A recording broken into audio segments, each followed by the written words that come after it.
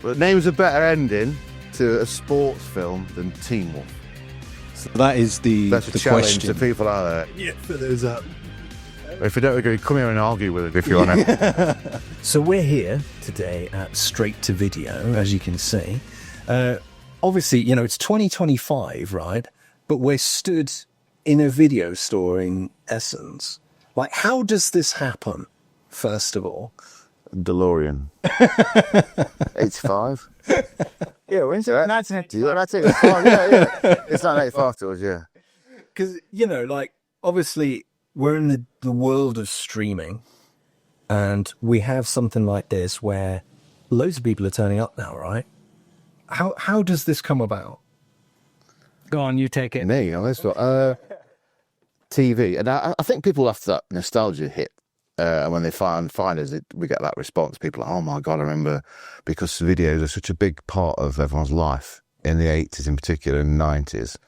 You kind of forget how much part it was in people's lives. It's a place to go to, particularly like the early stores. Everyone's got a memory of that. So we just want to recreate that and for ourselves, really, don't we? Yeah, I think one of the most fun things about finding stuff like this is things which hit most. There's a term which has been going around the past couple of years, like memory unlocked. It's things you forgot about, things you threw away and not thought about for the last 10 years. And all of us, we all got rid of his videos for DVDs. Now we're trying to get rid of his DVDs because we're sick of seeing them to go into streaming. So people forgot about videos and perhaps hadn't thought about them for 20 years. It's like going to your loft, isn't it, and finding stuff. Shit, I do that. Why is that in the loft? In your hand again. And Yeah. so when people come in here, and again, because of the effects of streaming, there's films here which they've not seen or thought about for many years because they're only limited to a certain number on Netflix. Yeah, or held a physical product as well, because obviously DVDs are dead.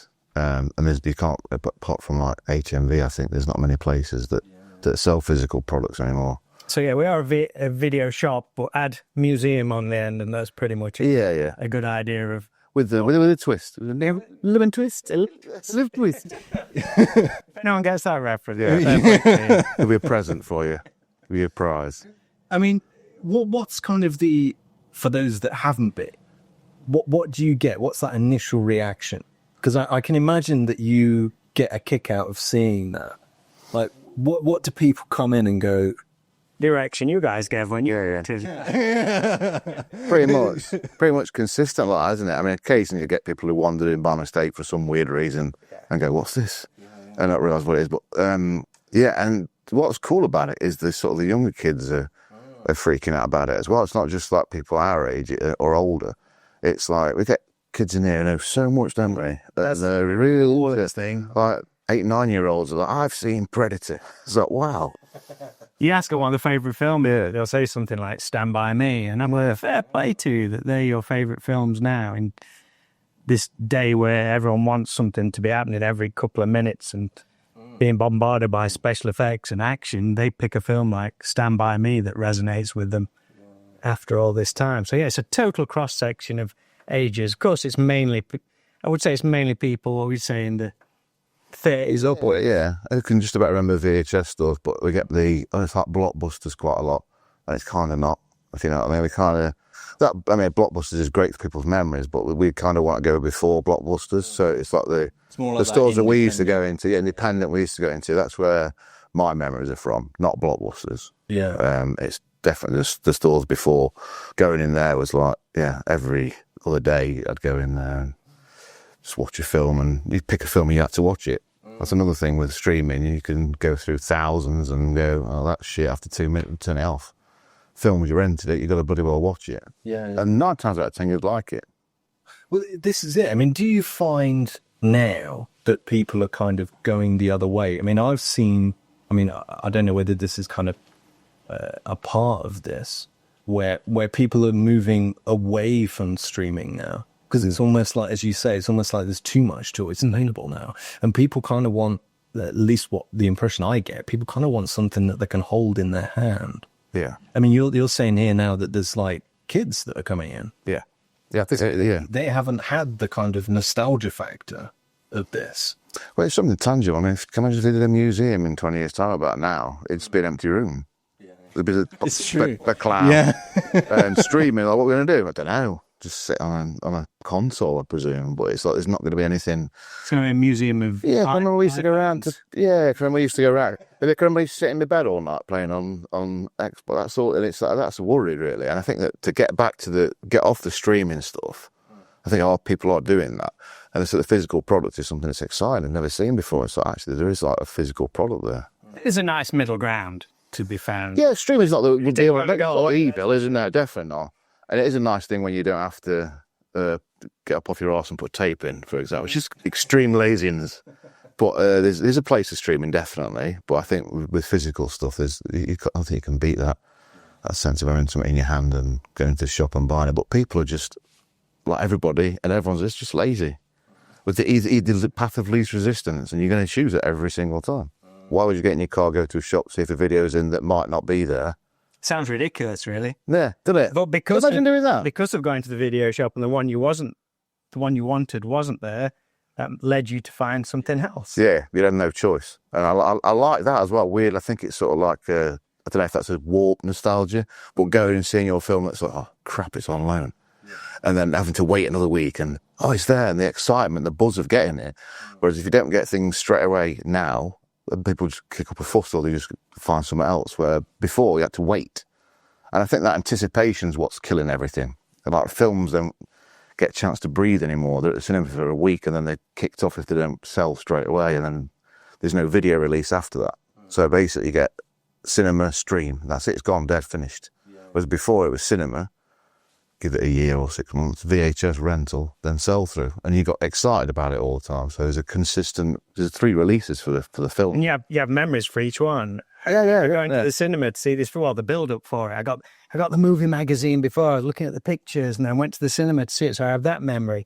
Then you wait 6 months, probably, if not even longer. It's coming out of the video shop. I get to watch it again. Then you had to wait patiently, see it come in the video magazines. Going to rent it, so you got to watch it again 2 or 3 times that weekend.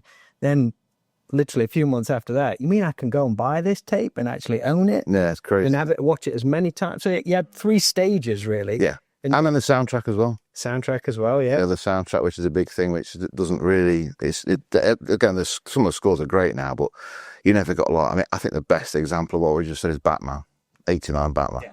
It's probably the best example of all those things. Yes. You got the Prince album.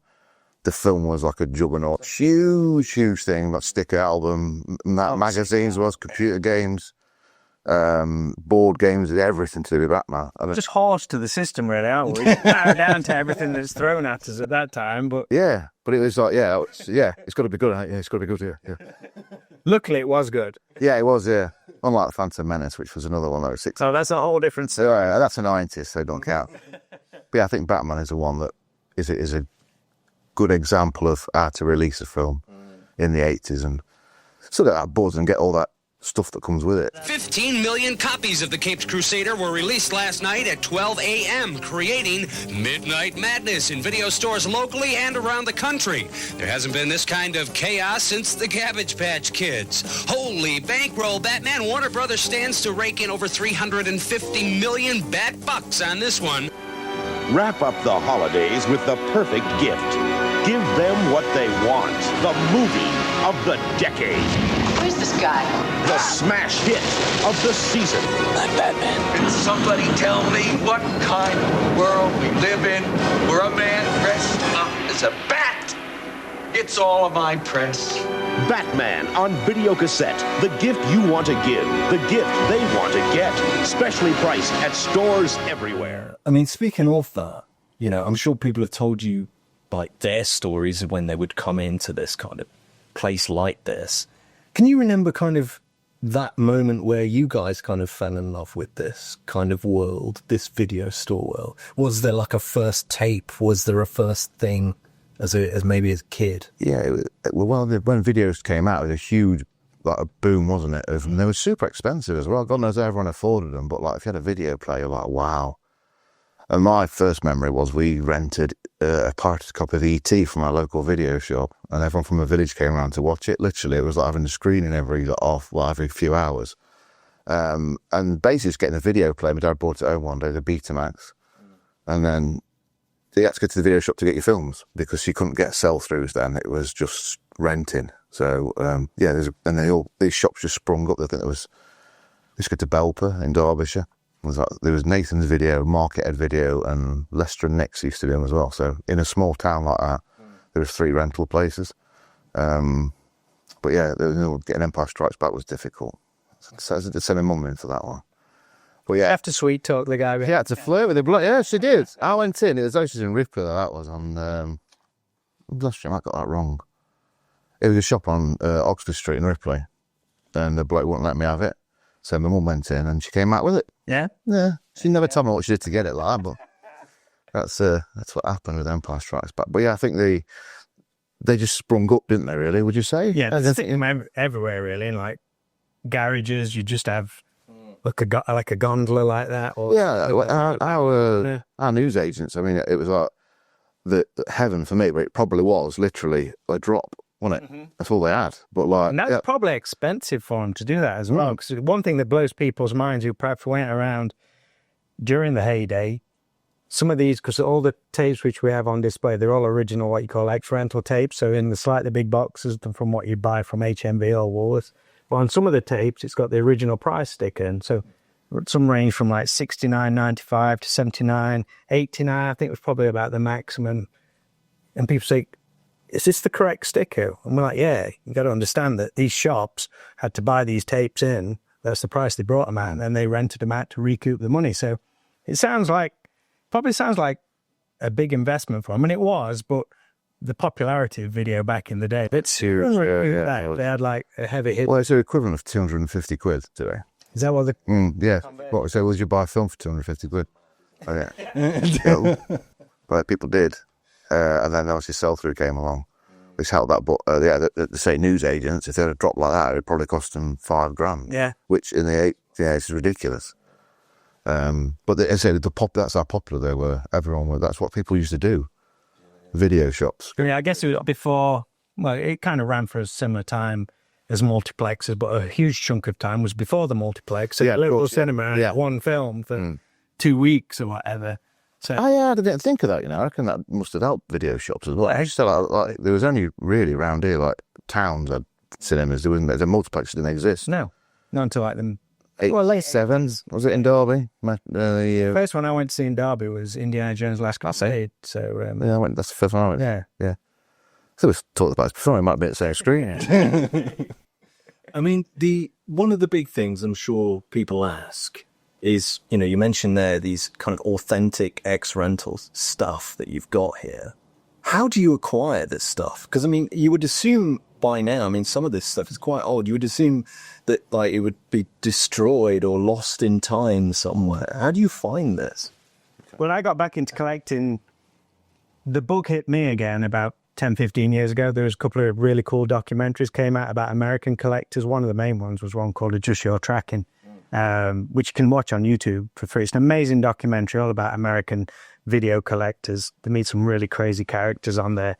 And that kind of was one of the things that kickstarted me to, I won't mind collecting some of these old tapes again. And we went to some screenings of Adjust Your Tracking, and people had like a mini museum set up there. I remember holding a copy of Monster Squad in the red RCA plastic box.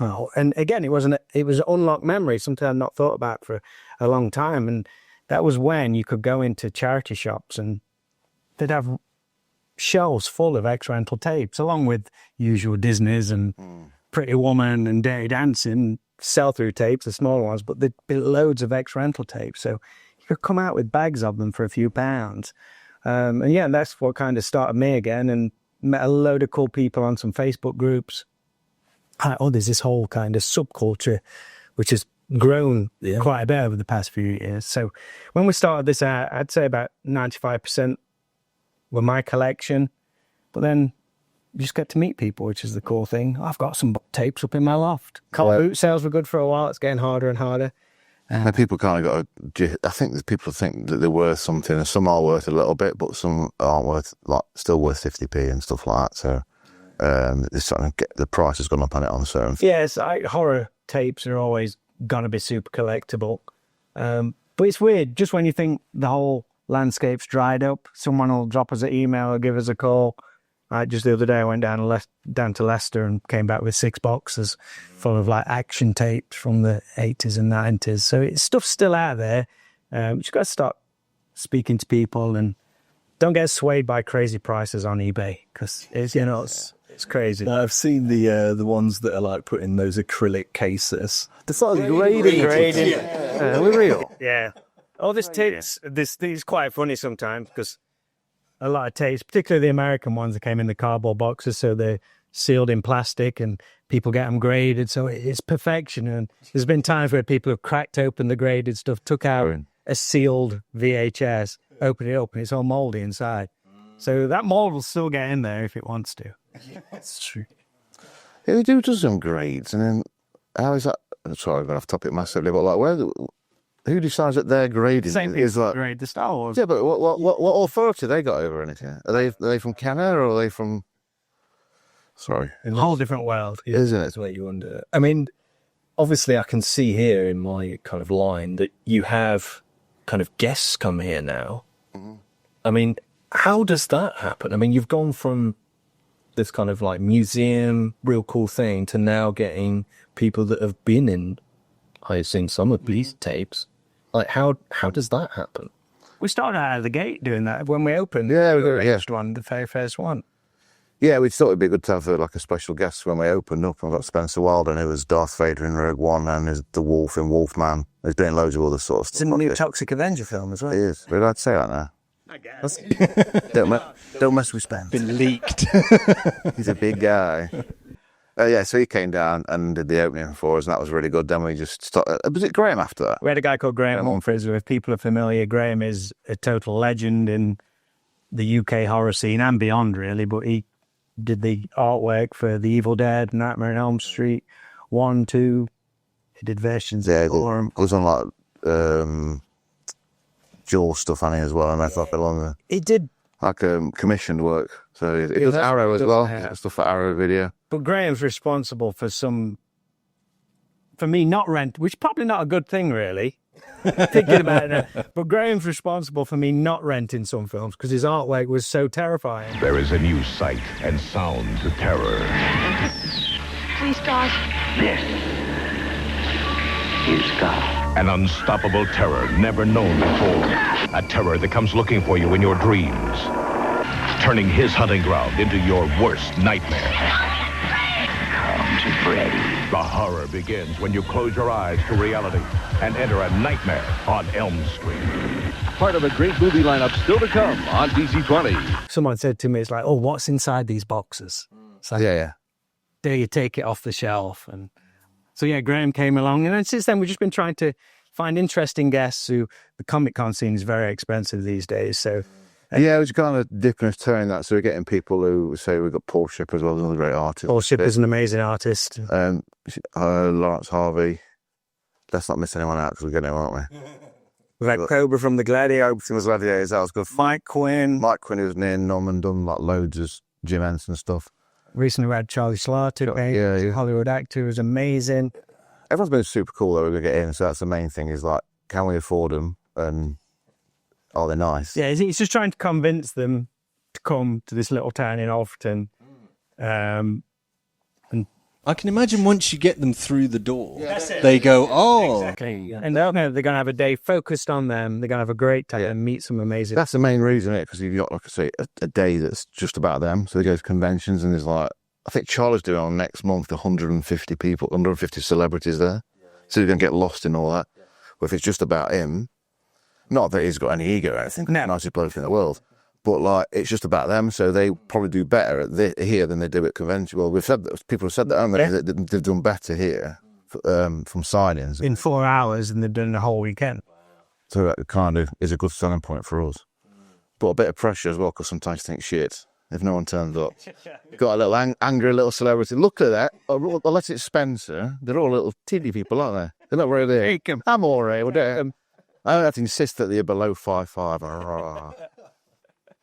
Oh, I mean, obviously we touched on a bit there, the kind of the artwork for these movies. You know, back in the day, it was like a piece of art, wasn't it? I mean, can you recall, like, I mean, I've seen it in the past where you have these real grandiose, like, covers, There's nothing like the film. And it's absolutely nothing like it. Like, you can only get it in that time period, can't you? Like, nowadays, you're not going to see that.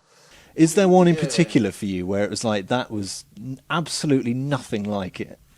Loads, didn't they, really think about it? I mean, going back to what scared you, I wouldn't rent films if they scared. I didn't rent American Life in London for so long because of the scary cover. The Thing's another one, and The hit you.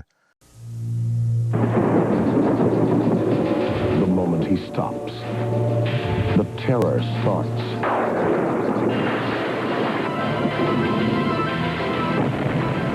I swear I didn't kill those people. I got sprayed by this guy who picked up hitchhiking. You believe me?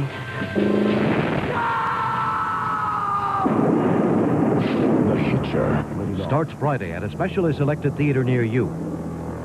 Would you say Nightmare Location 2 was pretty bullshit?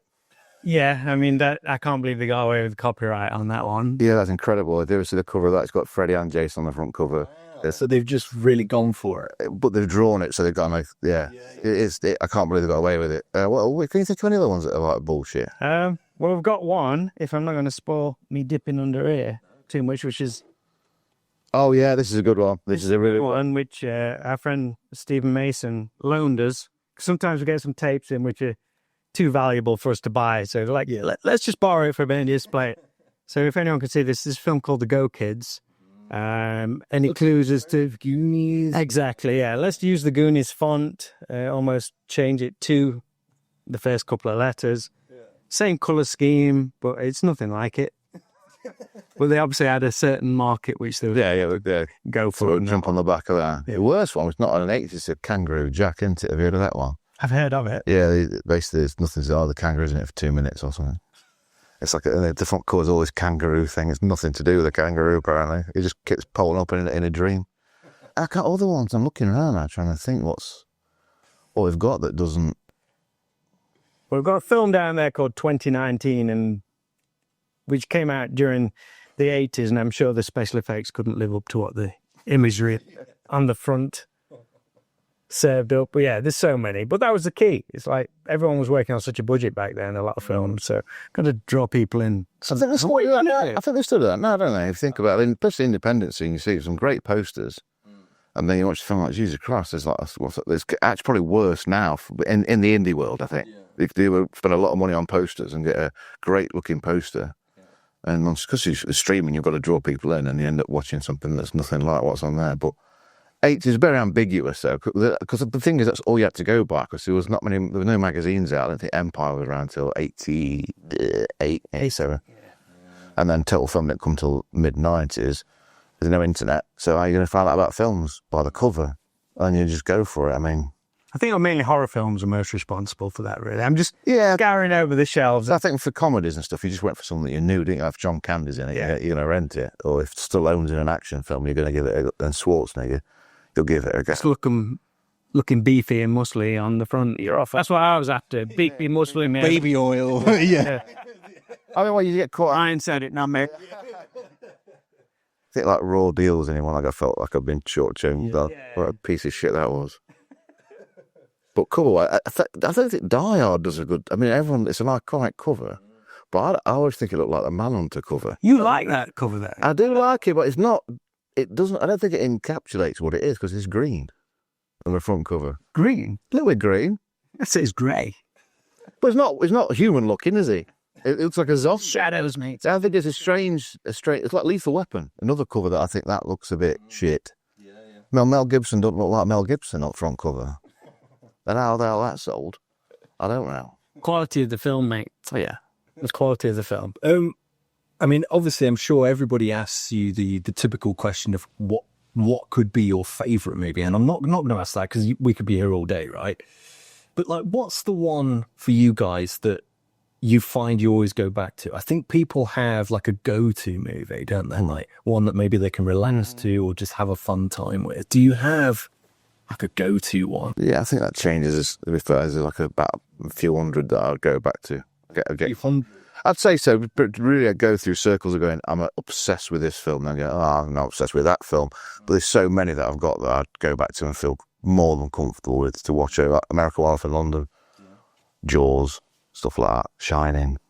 And then comedies, we've got like, oh shit, me alarm's gone blank from. But we have Great Outdoors and shit like that. we have a mutual love of the first two Beverly Hills Cop movies. Oh god, yeah, I can probably recite that. Beverly Hills Cop 1 and 2 is another one that I could watch over and over again. Because every now and again we'll just come out with shit, won't we? Yeah. Liners about it. For me, I mean, it's not